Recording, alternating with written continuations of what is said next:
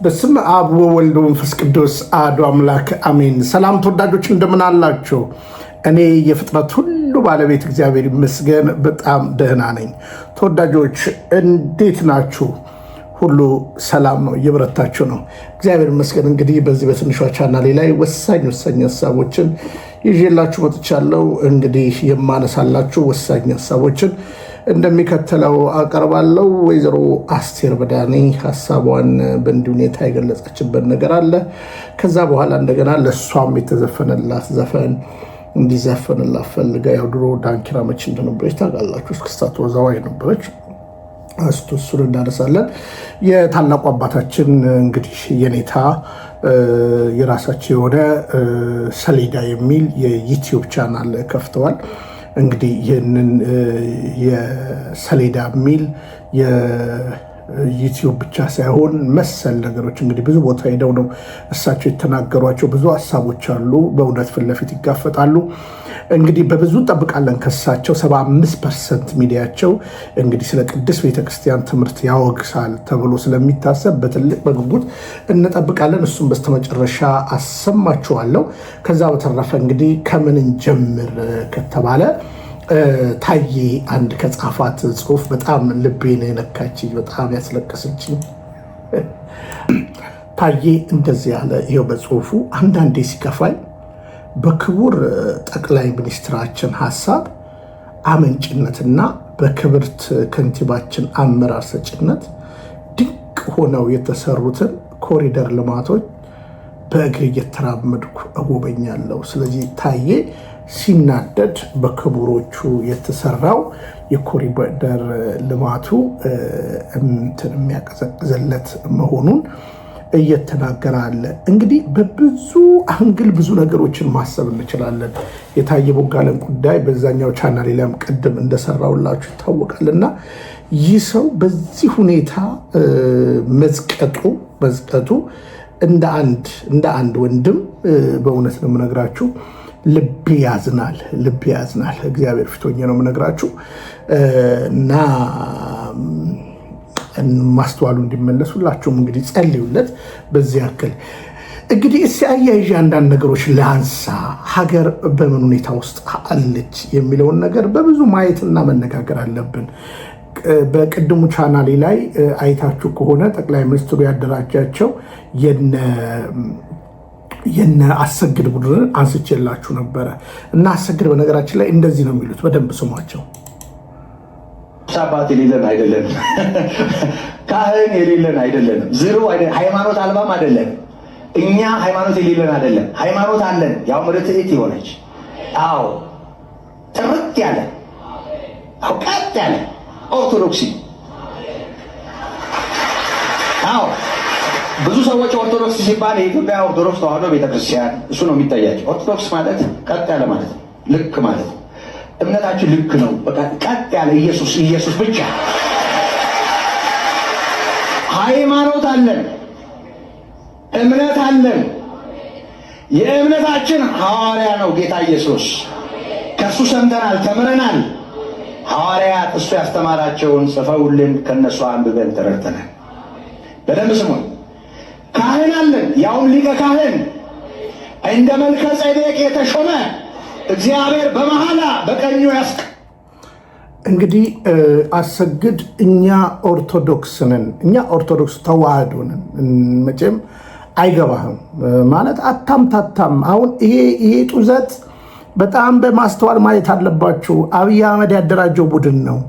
እንደ ህንድ ኦርቶዶክስ እንደ ማላንካይን ለመገንጠል የታቀደ እቅድ ነው እንጂ አሁን አንተ ለምሳሌ እውነት ለመናገር ስለ ቤዛነት ስናነሳ በቀራንዮ መስቀል ላይ የሞተልን ጌታችንና መድኃኒታችን ኢየሱስ ክርስቶስ ነው። ሌላ የለንም። ግን ኦርቶዶክስ አይደለም።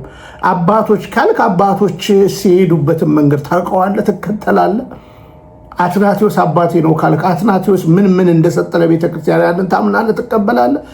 ጴንጤነ ማጅራ ማለኛ አትመቻመች። በሁለት መለያ መጫወት የለብህም። መናፍቅነ ጴንጤነ። ከዛ በተረፈ እኛ ሚስጥረ ስላሴ ብለን ነው ሚስጥረ ስጋዌ የምንለው ማለት ነው። እውነታው ይሄ ነው። ስለዚህ ከዛ በኋላ ሚስጥረ ጥምቀት፣ ሚስጥረ ቁርባን ሚስጥረ ትንሣኤ ሙታን አንተ ትላለህ አትልም። ጥምቀት የኃጢአት ስርየት ያሰጣል ብለህ ታምናለህ አታምንም። ስለዚህ አታምታታ ህዝቡን።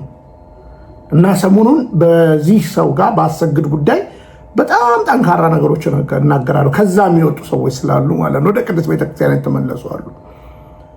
እና ማደናገር የለብህም። አንተ ኦርቶዶክስ አይደለህም። ኦርቶዶክስ ከሆንክማ ቢያንስ ስሙን ከተቀበሉት እንኳን በእውነት ለመናገር ከኛ ከስድስታችን ውጭ ያሉ ኦርቶዶክስ ተብለው የሚጠሩትን ትምህርት እንኳን ትቀበላለን? አትቀበልም።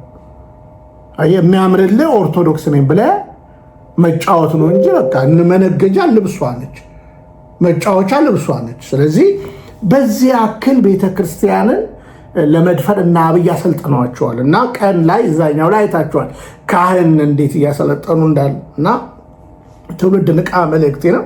በአሰግድ ጉዳይ በደንብ አድርጌ ሰሞኑን እመጣለሁ። አስቴር በዳኔ ምን እያለች ነው? ሲንስማት ነፃነት ለመኖር የተፈቀደልኝ ሰው ነኝ። በነፃነት መናገርን የሰጠኝ ደግሞ ተፈጥሮ ነው፣ እግዚአብሔር ነው የሰጠኝ። ሰው ሀሳቤን እናገራለሁ። ስናገር ግን የሆነ ለመወደድ ለመከበር የሆነ ደረጃ ለማግኘት ከህብረተሰቡ መሀል ምናምን ሳይሆን I am the part of the society። እኔ እዚህ ሀገር ላይ ቤተሰብ መስርቼ የምኖር ሰው ለሌሎች ህፃናትም የህፃናት መጽሐፍ ደራሲ እንደመሆኔ መጠን ለሌሎች ህፃናትም የሚኖሩባት ሀገር እንዲኖራቸው ፈልጋለሁ፣ ሳላዳላ ማለት ነው። ስለዚህ መጀመሪያ ያንን አይነት ንግግር የምናገረው ለራሴ ጭምር ነው፣ ለልጆቼ፣ ለቤተሰቤ። ኢትዮጵያ ውስጥ ያሉ ልጆች ነገ ሀገር እንዲኖራቸው በዝምታ ለምን እናልፋለን? እንግዲህ እቺ ሴት የህፃናት መጽሐፍ ጸሐፊ ነኝ ብላለች። ተጠንቀቁ። የአስቴር በዳኔ የህፃናት መጽሐፍ ቀርቶ ነገርኳቸው፣ በዘረኝነት ነቀርሳ የተነደፈች ምኑንም ሳታቅ ታዋቂ እንጂ አዋቂ ያልሆነች ሰው ነች። እንግዲህ ሰው እየተነሳ እንደፈለገ ይጽፋል፣ እንደፈለገ ይናገራል፣ እንደፈለገ ይሆናል። እቺ ሴት እንግዲህ በብዙ እናውቃታለን። እንግዲህ ሰሞኑን እያየው ነበር፣ እንደዚህ በውዝዋዜ እናውቃታለን።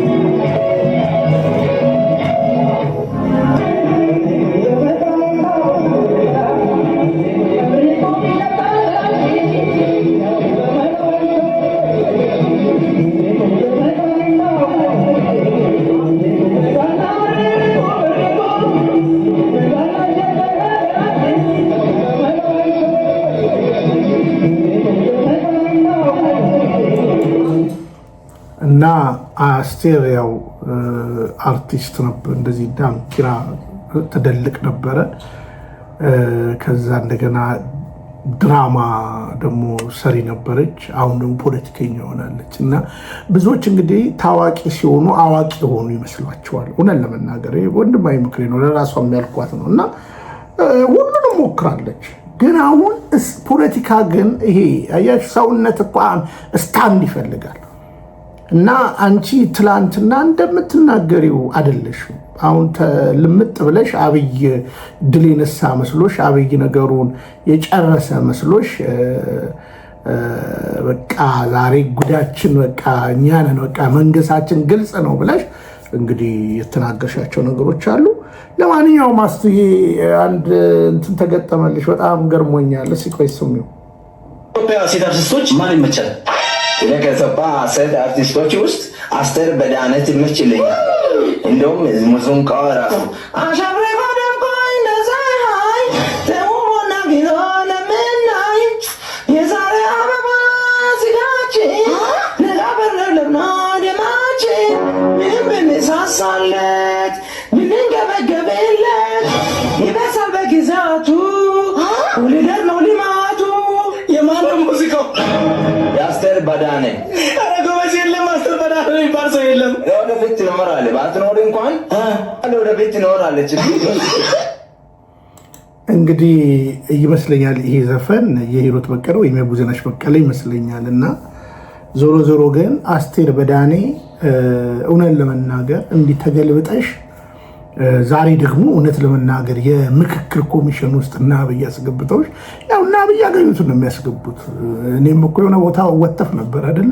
አንድ የሆነ ነገር ሆነ ነበረ። ግን እንዳልኳችሁ ነው። የህፃናት ጫወታ በሀገር ላይ የህፃናት ጫወታ ስለሆነ ነው። ስለዚህ ንቂ፣ እንደው አትሳፈጭ። እርግጥ አሁን ምንም አይነት አስተያየት እንዳትሰጪ ተነግሮሻል። ከመንገድ ላይ ቅድም እንደነገርኩሽ ተመልሰሻል እና ትውልድ ግን ንቃ እያልኩ ነው። የዶሮዋን ነገር አልሰማችሁም? እስኪ ጠቅላዩ በቤተ መንግስት አንድ ነገር ተናገሩና ከዛ በኋላ ይሄን የሰማ ነብይ ምን እንዳደረገ ላሳያችሁ ስለማንቀለድ። በዓለም ላይ የድሃ ምግብ ማለት ዶሮ ነው። ብር የሌለው ሰው ነው ማክዶናልድ ሄዶ ሳንዱች ይበላል፣ ኬኤፍሲ ሄዶ ይበላል። ጃን ቺፕ የሚባለው ምግብ እሱ ነው። ታዲያ ወዳጆቼ ይህን የሰማ አንድ ነቢይ ለህዝቡ መስበክ ጀመረ። ከዛ በፊት ግን ጠቅላዩ ያልቀለዱበት የቀለብ አይነት የለም። ሚኒስቴሮችን ቁጭ አድርጎ ምን እንደሚላቸው ላሳያችሁ። ሰዎች ግን ብዙዎቻችሁ ዝም ብዬ ሳስብ እኔን ጨምሮ ዳቦ በሻይ ጠዋት ዳቦ በሻይ በጣም በሽሚያ በልቶ ያደገ ነው አብዛኛው ሰው። እንግዲህ እነዚህ ትልልቅ ሰዎች ሰንት አብዛኛችሁ እንዲህ ናችሁ ይላቸዋል። ታዲያ ነብዩ ያደረገውን ነገር ልንገራችሁ። ይኸው ስሙ። የጌታ ሰው ሰላም ነው። ዶሮ አርቢ ያልካት ልጅ ነኝ። እንዴት ነሽ? እንደ እንቁላል እንዴት ነው? በጌታ የተባረከ ሰው እኮ በፕሮቲን ሪች ሲሆን ደስ ይላል። ገና መጣል አልጀመሩም። የጌታ ሰው እንደውም በቀዳዳ ሽቦ ስር ሾልከውብኝ ጠፉብኝ። እንደው እግዚአብሔር ሰው የት ሄደው ይሁን?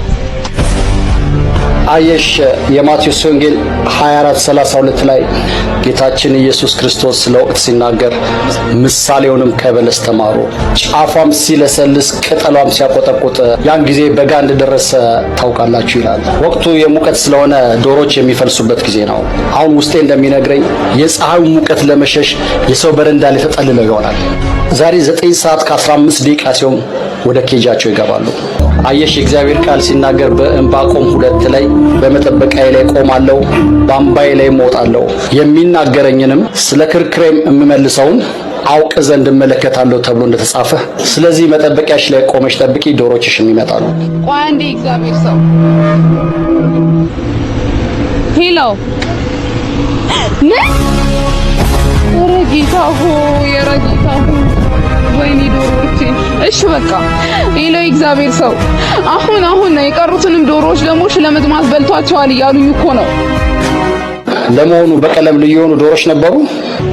አዎ፣ አንድ ነጠላ፣ አንድ ዱልዱም፣ አንድ ወሰራ፣ አንድ ደግሞ ላባ የደረበ እንዲሁም ደግሞ ወንድ አውራ ዶሮ እንዲያጫውታቸው አብረው ነበሩ። አሃ እንዲያጫውታቸው ኬጂ ሳላስተማራቸው በዛም ወንድሜ ያዕቆብ የሚለውን ዜማ ያስጠናቸው። ትቀልጃለሽ እንዴ? ማን አውራ ዶሮ ቀላቂ ያለሽ? ባይገርምሽ እሱ ዶሮ አዙረው ይጣሉት ነው። ሌሎቹንም ዙረት ያስተማራቸው እሱ ነው። ያ ደግሞ ላባ የደረበው ዶሮ ሸለመጥማጥ የሚጠራ መንፈስ ነበረበት። ቆይ እግዚአብሔር ሰው አንዴ ሄሎ ምን በኢየሱስ ኧረ ጌታ ሆይ ኧረ ጌታ ሆይ ወይኔ ዶሮዎቼ። እሺ በቃ ሄሎ እግዚአብሔር ሰው የቀሩት ዶሮዎችን በጎረቤት ተፈልገው አልተገኙም። ያቺ መበለት ያንን አመፀኛ ዳኛ ስትነዘንዘው ምንም እንኳን እግዚአብሔርን ባልፈራ ስለንዝንዟ ስላልፈርድላትም አይደል ያለው። እባክህ እግዚአብሔር ሰው ዶሮዎችን ፈልግልኝ። በይ ትውልድ የሚጠብቀኝ በጉባኤ ተሰብስቦ እንጂ ዶሮ ተራ አይደለም። እንዴ ጌታ ሰው ቃልህን ትበላለህ? የኑሮ ምዕራፍሽ የሚቀየረው በዶሮ ላባዎችና በዶሮ ኩስ ነው አላልከኝም? እና ምን አረባሽ እንዴ? ዶሮ አርብቼ ጠፉብኝ እኮ ነው የምልህ። አይመስለኝም። ጅግራ ወይ ቆቅ ገዝተሽ በራውብሽ ሊሆን ይችላል። በእኔ ላይ ነው የምትዘብተው እግዚአብሔር ሰው። ታዲያ አሞራ ለማደን ደን እንግባ ስትይኝ ምን ልበልሽ? ትሰማኛለህ? አንተ ሐሰተኛ ነብይ ነህ። እንግዲህ የዛሬ ነቢያቶች እንትን ለውድ ስብከት የሚዘጋጁት ከጠቅላዩ ንግግር ነው። ስለዚህ ጠቅላዩ ዶሮ ዶሮ ዶሮ ሲሉ እንግዲህ ዶሮ ታይቷቸዋልና ዶሮ የሆኑ ተናጋሪዎች ስለዚህ ወጥተው እንግዲህ ይሄን ነገር ሲያደርጉት ያላችሁ በህዝብ ኪሳራ ደግሞ እንደዚህ ሲቀለድ ታያላችሁ። ባይደዌ ምንም በግጥም ምንም በድራማ ምንም በምን ቢሰራ እውነተኛውን ነገር ነው የምነግራችሁ ማለት ነው። ጠቅላዩ የተናገሩት ዛሬ የተናገሩት እሁድ መድረክ ላይ ይሰበካል፣ በሽማግሌ ይነገራል ምናምን እና ኦርቶዶክስ መሆን መታደል ነው የምላችሁ። ለዛ ነው እና አስቡ እንግዲህ የዶሮዋ ነገር። ስለዚህ ምናልባት ሰሞኑን ጠቅላዩ ደግሞ ምን ይሉ ይሆን? ባህር ከተባለ ደግሞ ቀይ ባህር ተከፈለ የሚል ስብከት ያሰድራሉ። እንግዲህ ፕሮቴስታንቲዝም ንቁ ንቁ ንቁ ንቁ ንቁ ብዬ እየጮኩ ነው እየመከርኩ ነው። ምክንያቱም የፕሮቴስታንት ዝቅጠት እዚህ ድረስ ደርሷል። ተመልከቱ።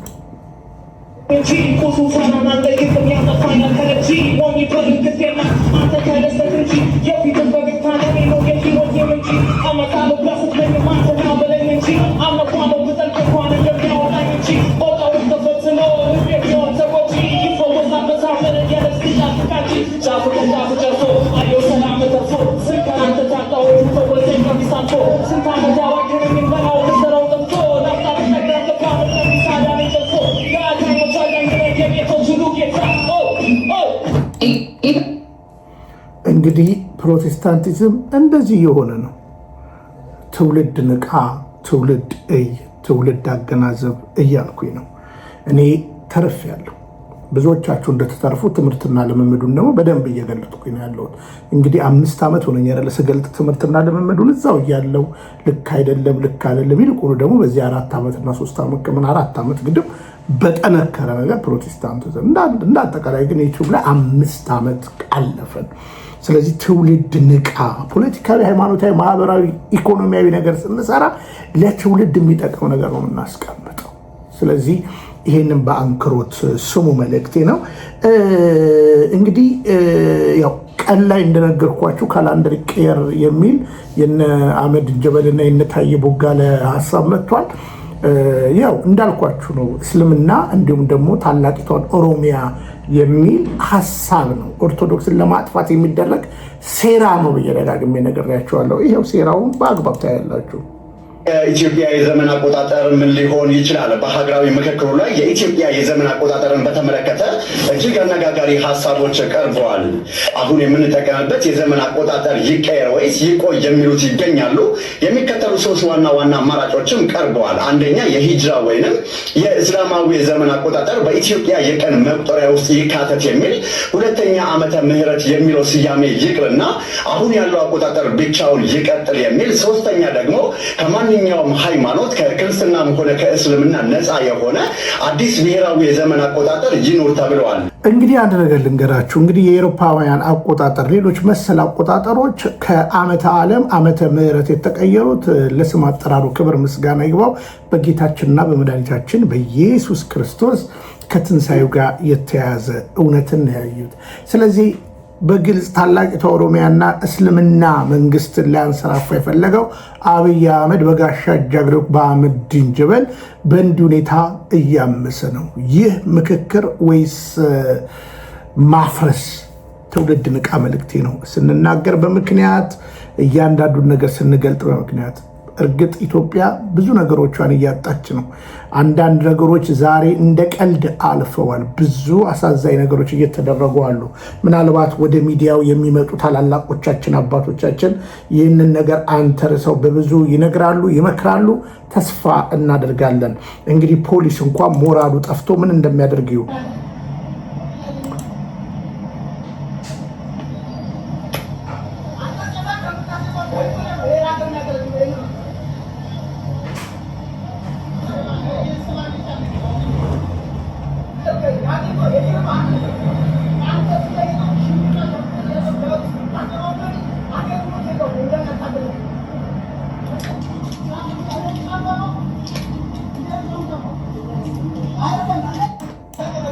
እርግጠኛውን የምነግራችሁ ይህ ወጣት ይህ ሹፌር በእውነትና በምሬት ነው የሚናገረው፣ ግን እያፌዘበት ነው። በነገራችን ላይ የግብር አይነት የተለያየ ነው። ነገ በዛኛው ቻኔል ላይ የመንገድ ግብር የሚባል ደግሞ ተሰይሞልሃል። ገና ትከፍላለህ። የማትከፍለው ነገር የለም። የማትከፍለው ነገር የለም። በግብር አብይ ተናግሯል። ምንጫችን ታክስና ግብር ነው ብሏል። ስለዚህ እኛ በዚህ ጋር ሀብታም ለመሆን እንሰራለን። ሀብታም የሆኑትን ቦጥቡጠን ድሃ እናደርጋለን። የኛ የሆነች ነገርን ብቻ አስቀምጠን ሌላውን አዳክመን እናጠፋዋለን። አመን ምንን ስንችል በጦርነት ስንችል በረሃብ ስንችል አማረን በማስወጣት የኛ የሆነችን ኢትዮጵያ እናስቀምጣለን ብሏል። የትኛዋ ኢትዮጵያ እንዳልኳችሁ ኢትዮጵያ የሚለውም ሰው ሊቀየር ነው። የነ አብይ የሆነች ሀገር ልትሆን ነው ማለት ነው። እውነታው ይሄ ነው። ቢመራችሁም ዋጡት። እውነታው ይሄ ነው። ትውልድ ንቃ መልእክቴ ነው።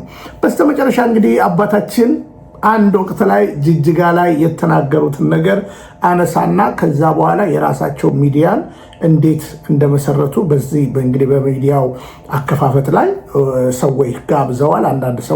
አንዳንዶች እንግዲህ እኔ ብዙም የማልደግፋቸው ሰዎች ናቸው። ይሁንና ግን እሳቸው አባታችን መልክ የሆነ ነገር ነው መስራት የሚፈልጉት። ፖለቲካውንም ሊነኩ ይችላሉ ብዬ አስባለሁ። ግን 75% ኦርቶዶክሳዊነትን ያማከለ ስራ ነው የምሰራው የሚል ነገር ሰምተናል። ወደ ሚዲያ በመምጣታቸው አባ ገብረ ኪዳንም እንዲህ አይነት አባቶች ወደ ሚዲያ ከመጡ እኮ ብዙ ነገር ነው የሚፈርሰው በነገራችን ላይ ማለት ነው። ብቻ ጀግነው ይስሩልን ማለት ነው። ምክንያቱም ታላቅ አባት እንደሆኑ የኔታ እናውቃለን፣ ታላቅ መንበርም እንደሆኑ።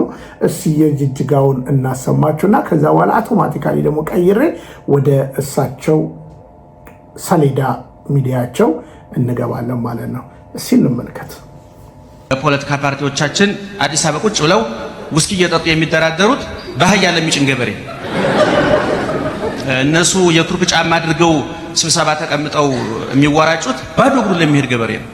ኢትዮጵያ ውስጥ የፖለቲካ ፓርቲ መሪ ከመሆን የበለጠ አሳፋሪ ነው የረሃብተኛ ልጅ አባት ነው። ምክንያቱም ወይ ሌላ ረስገባው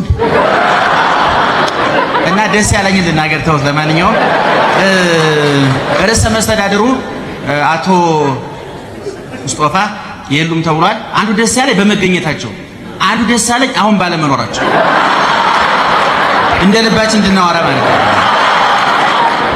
በእውነት ባሉበት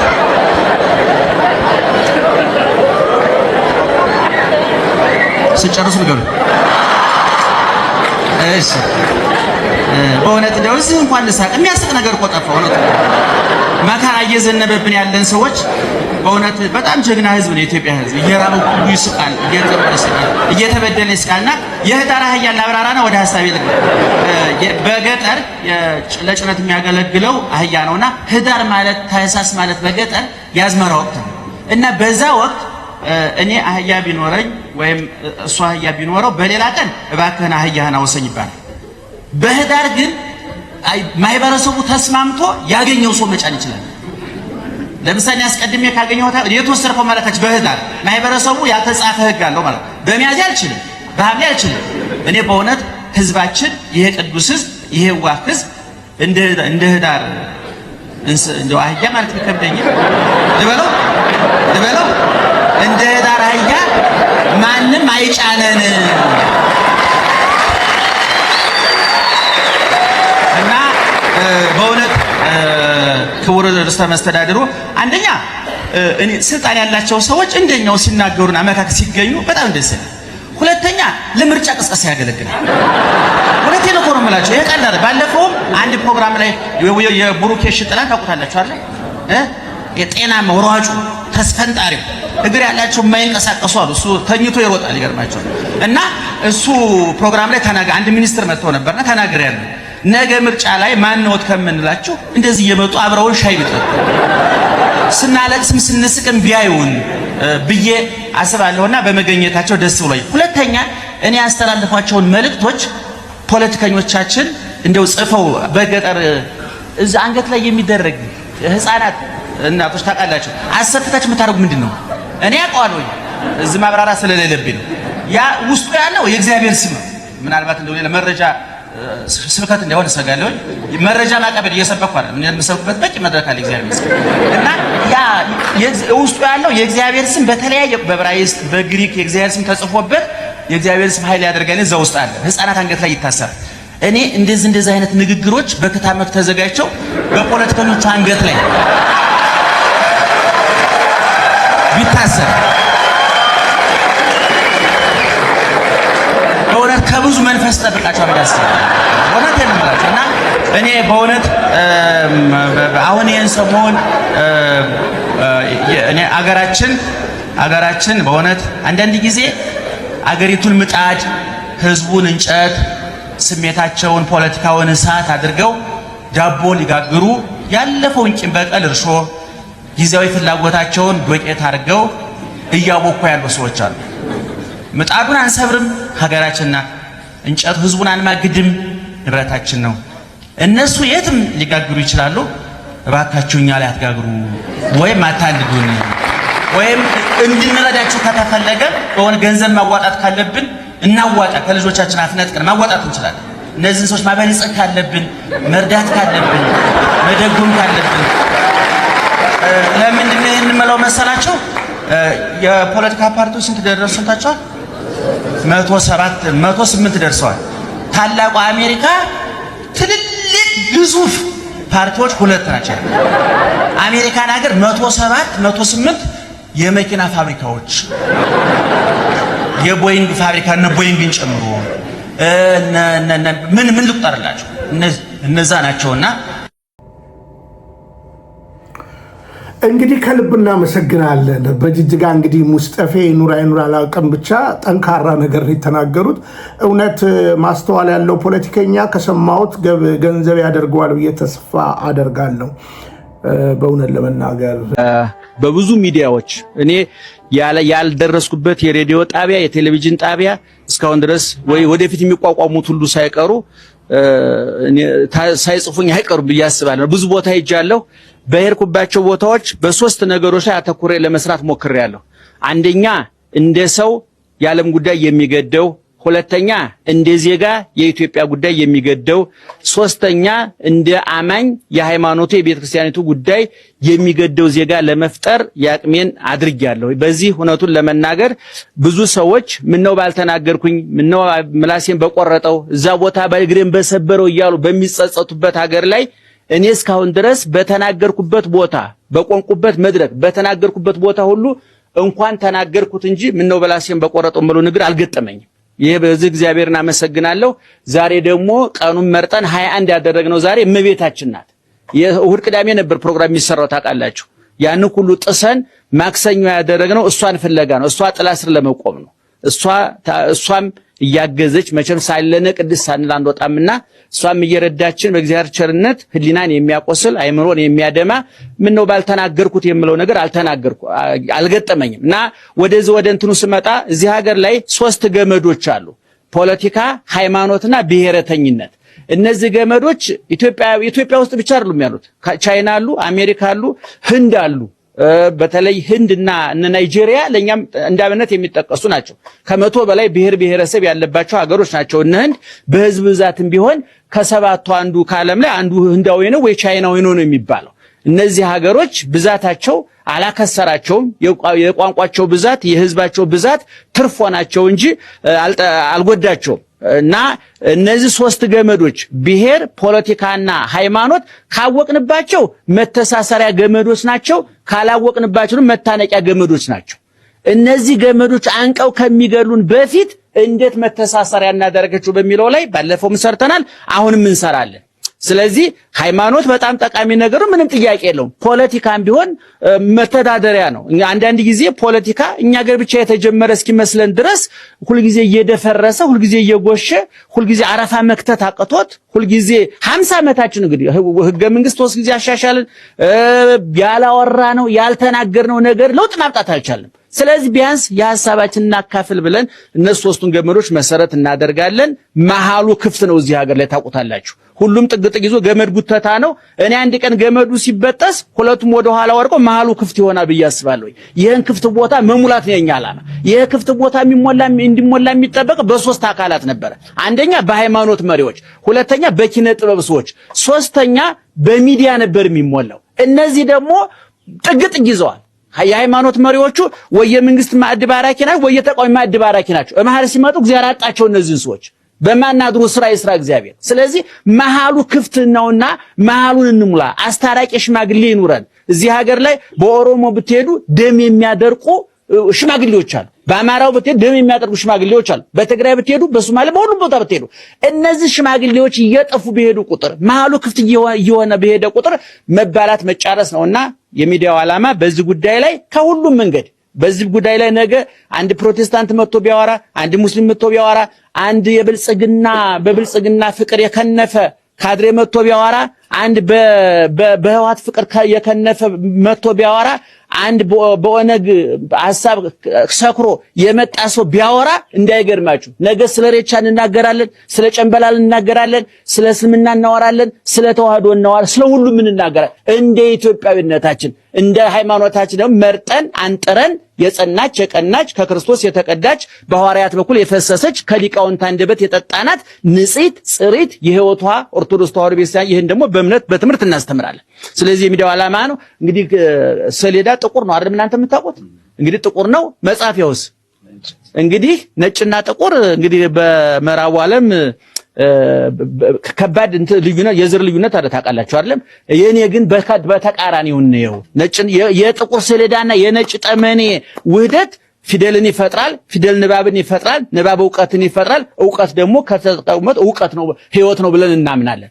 እና ይሄንን ነው የነዚህ ሰሌዳና ነጭና ጥቁር ጠቃሚ ነገር ነው። በቃ እኔ አጥፊ አድርገን ነው አንየው ነው።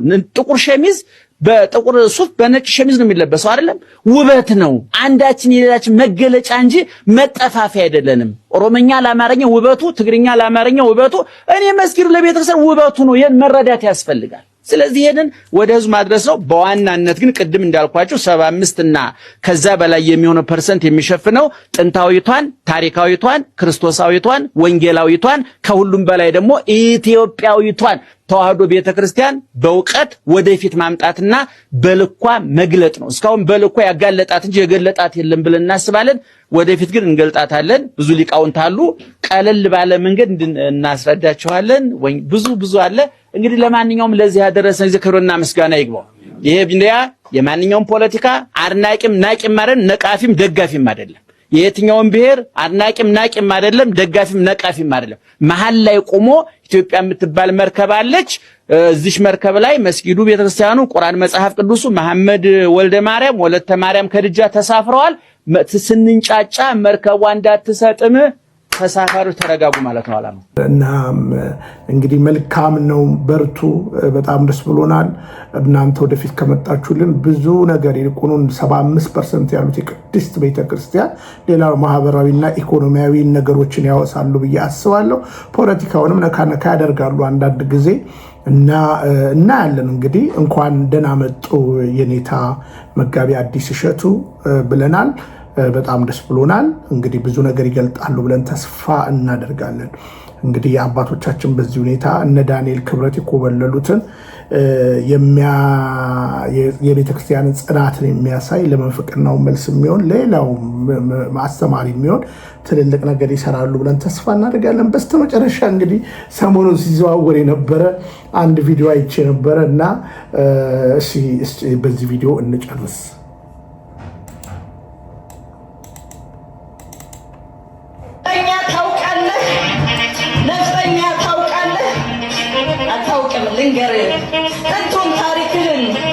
ጥንቱን ታሪክህን የኋሊት ተጉዘህ ራስህን ብትመረምር ከነፃነት ጥግ ከቆምክባት ምድር በነፍጠኛ ላብደም በነፍሳቸው ግብር ከፍ ብለህ እንዳላት ዘነጋም ነበር።